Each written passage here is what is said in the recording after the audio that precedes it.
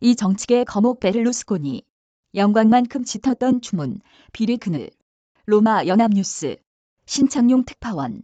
12일 향년 86세로 별세한 실비오 베를루스코니 전 총리는 빛과 그늘의 양극단을 오간 정치인이다. 베를루스코니 전 총리는 이탈리아의 불안정한 정치 환경에서 드물게 장수했고 스캔들의 제왕이라는 불명예스러운 별명을 얻을 정도로 서방 지도자 중에서 그보다 빈번하게 가심란에 등장한 인물도 드물다. 그의 독특한 매력과 카리스마를 좋아하는 사람들도 있지만 그와 동시에 국격을 떨어뜨린 장본인이자 이탈리아 경제를 후퇴시키고 만성적인 재정 적자라는 고질병을 떠안긴 인물이라는 평가도 받고 있다.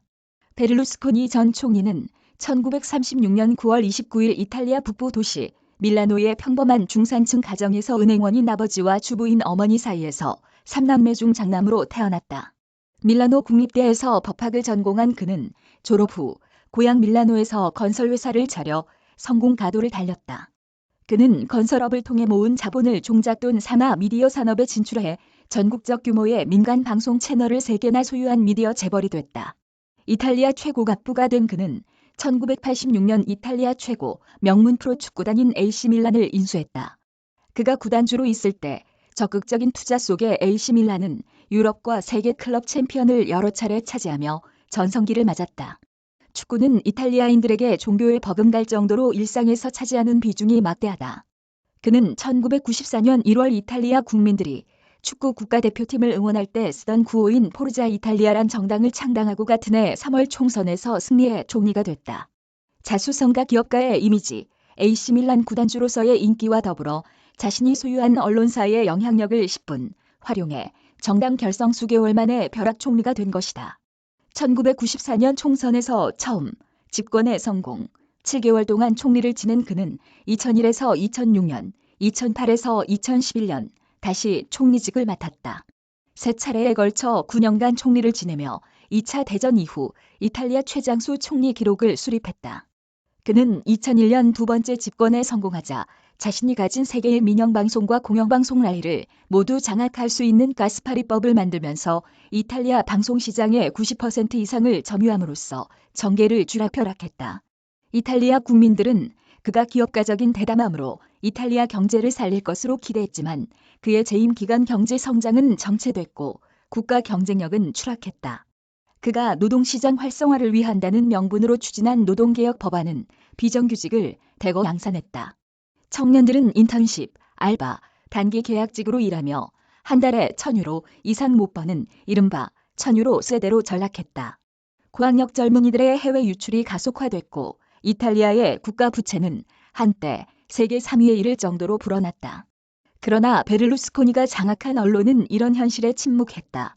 대한 정치 세력마저 부재한 상황에서 베를루스코니는 2008년 3선에 성공했다.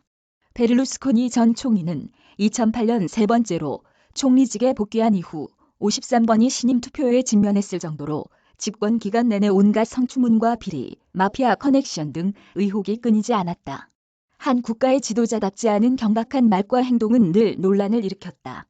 2008년 버락 오바마 전 미국 대통령에 대해 젊고 잘생기고 제대로 선택했다고 말해 국제적인 비난을 받았고 이듬해 방미에선 오바마 대통령 부부 모두에게 선택했다고 말해 외교적 결례를 범했다.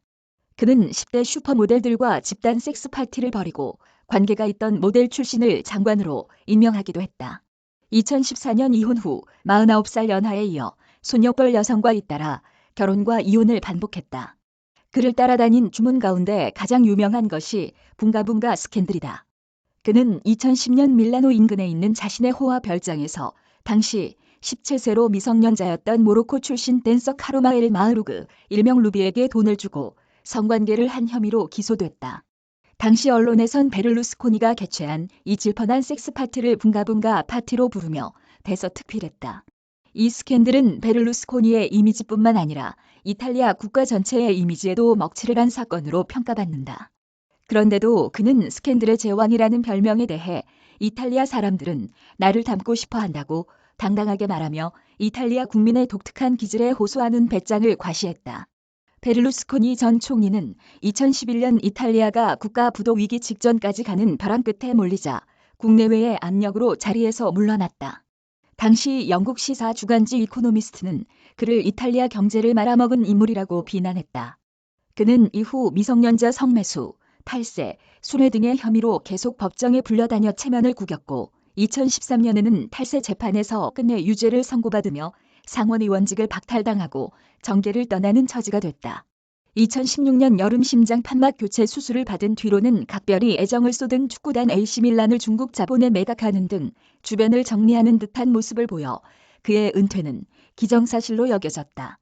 그러나 그는 5년간 공직 진출이 금지된 상황에서도 우파연합의 구심점 역할을 하며 마쿠에서 상당한 입김을 행사했다.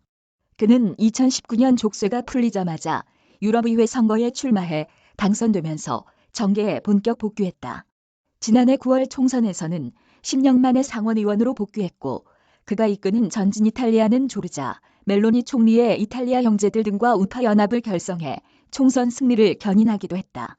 베를루스코니는 멜로니를 이탈리아 사상 첫 여성 총리로 올려놓으며 킹메이커로서 여전한 영향력을 과시했다. 그러나 수십 년 동안 불사조처럼 이탈리아 정치권을 장악해왔던 베를루스코니도 세월의 파고는 넘지 못했다. 최근 2년간 만성 골수 백혈병을 앓아온 그는 결국 계속된 입원, 치료에도 건강을 회복하지 못하고 파란만장한 인생을 마감했다. 이탈리아를 넘어 전 국제사회에서 베를루스코니 전 총리보다 더 논쟁적인 정치 지도자를 찾기 힘들 만큼 그는 하나의 미스터리 현상이다. 독특한 정치 철학으로 베를루스코니주의라는 용어까지 탄생시킨 그가 어떻게 세 차례나 총리를 지내고 지금까지도 여전히 높은 인기를 구가하고 있는지는 쉽게 설명하기 어렵다. 미디어 재벌로서의 그의 영향력, 2차 대전 전후 수십 차례 정권 교체에 따른 정치 혐오감 또는 무관심 등이 원인으로 지목되기도 했지만 언제나 결론은 이해하기 힘들다였다. 이메일 주소. 제보는 카톡 @제보